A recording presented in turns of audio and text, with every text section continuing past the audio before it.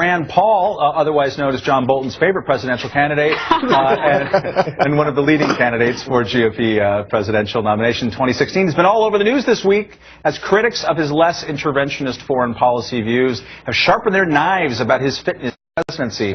Today, Paul himself took to the pages of the Washington Post to clarify his beliefs in a piece titled "Foreign Policy is No Place for Red Lines." In it, the junior senator from Kentucky once again claimed affinity with the international approach of Ronald Reagan and concluded that, quote, "Foreign policy is complicated and doesn't fit neatly within a bumper sticker, headline, or tweet." What is your bumper sticker, headline, or tweet response to that, John Bolton? You know, there's an old saying that says, better to remain silent and have all the world think you a fool than to open your mouth and prove it.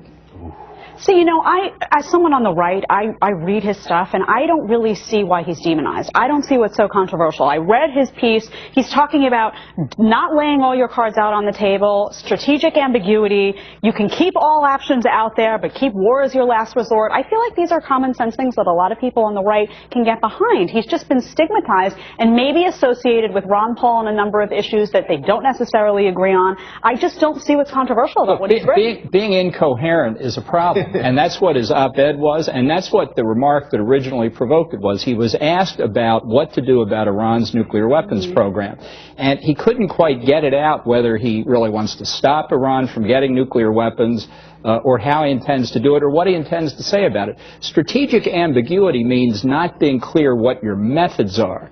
But the lesson of certainly the Cold War, and I think the war on terrorism, is you should tell your adversaries exactly what is acceptable and unacceptable. Let them guess what you're going to do about it, but leave them in no doubt that if they act contrary to what you've said, they will pay a high price. But that becomes a red line, doesn't it, Andy? Well, I mean, if you say this is not acceptable, right, and you're the United States, and you have the biggest, baddest military in the world, isn't that ultimately a red line? I think I don't have a problem with red lines in foreign policy. The problem is phony red lines, which is what we've got now. If you're going to say, if you do this, we're going to do, if you do X, we're going to do Y, and then they do X and you don't do Y, then you're in trouble. But I kind of agree with the ambassador here about this op-ed being a little incoherent. It was sort of, I'm not for containment of Iran, but I believe all options should be on the table, so I'm not for containment of Iran. Yeah, here's the best quote. I am also not for announcing that the United States should never contain Iran. I think it was a Charles Manson song. Yeah. Never Learn Not to Love. And then he said, you know, I don't think I should say that I'm for containment or not for containment of Iran because Reagan. And that's. I think he threw in Ronald Reagan to appease. Let's get to Ronald Reagan. I actually worked for Ronald Reagan, which distinguishes me on this panel, I think. He would be rolling over in his grave to hear Rand Paul praise him. Let's talk about Ronald Reagan, the real president. One of the most massive increases in defense spending in our history, which thank God we needed and which led to the demise ultimately of the Soviet Union, invading Grenada, aiding the Contras against the Sandinistas, bombing Libya. Pulling out the Marines from Beirut?